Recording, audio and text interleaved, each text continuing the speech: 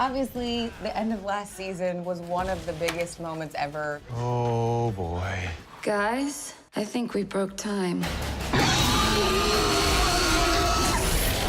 The Legends broke time, which initially when you talk about time travel, that's one of the biggest things everyone thinks about. So how did that episode come about? I think we knew pretty early on.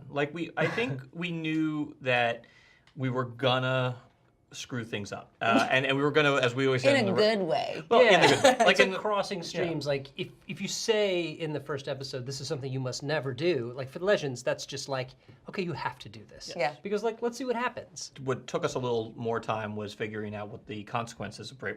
Okay, you broke time. What does that mean? Yeah. We had at one point I think Nazis on dinosaurs. Vikings. We had Vikings. We had it was craziness. Where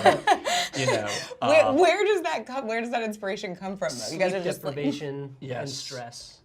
With some alcohol. Yeah. Yeah. do you guys have a specific favorite episode from last season or a moment? I mean, it seems like we keep coming back to the George Lucas one because, like, for us, that was sort of, we were questioning, like, is this too silly? Is this too goofy? Is it too self-referential? Is this just us doing an episode for ourselves? And all those things were entirely possible. For yourselves, but also for every other fan, because I Yes. feel like there's so much crossover, myself included, that I was like, Yeah. we're doing a George Lucas episode. Yeah. Yes! Yeah.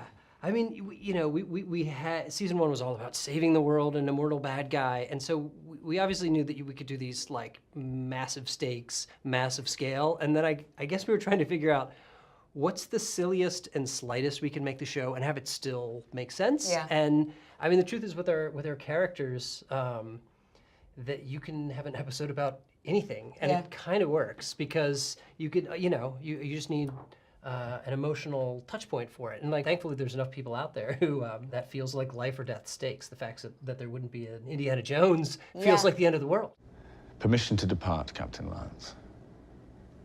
Permission granted. Obviously at Comic-Con, the big announcement that we are getting Rip Hunter Yes. back, but where was he from the end of last season to now? I think our Legends work best when they're the underdogs, the bad news bears. And the problem is the end of every season, if the world doesn't end, it means they succeeded in one sense. So our challenge is like, how do you take their success and turn it into a humiliation? Yeah. Obviously, our Legends are total screw-ups, but it really helps to have competent people around to just provide that Yeah. sort of, that comic foil for our guys. And, that gave us the idea for, what if Rip went back in time, started like basically the new Time Bureau. Like, we're like, let's have Rip come back as, basically the new boss, the new police chief, is saying like, what are you guys doing? Can you tease us a little bit on what new Legends we may see, what new characters sure. may be coming in? Well, we have a new female Muslim superhero coming to join our team. Her name is Zari. It got a little dude heavy on the ship last year. And Zari's great. Zari's a really fun character. One of the things we're doing with her that we've never done before is she's from the future. Yeah, I forgot to mention that. Yeah, she's from the future. Yeah. So she's from 2042. So she's got an interesting perspective. Like, the Legends are saying like, well, we've saved the world twice. And she's like, well, if you saved the world, why is it still so screwed up? So she's got, a little bit of her own perspective. Again, like Phil was saying, it's always helpful when there are people who can come and take the piss out of our characters. And not to say that Zari doesn't have her own moments of being a legend, of being a screw-up, but she certainly comes with a little bit of a chip on her shoulder. Right. Is there any chance that we're going to maybe see some more crossover between Vixen and Legends? One of the villains of season 3 is going to be someone from the Vixen series.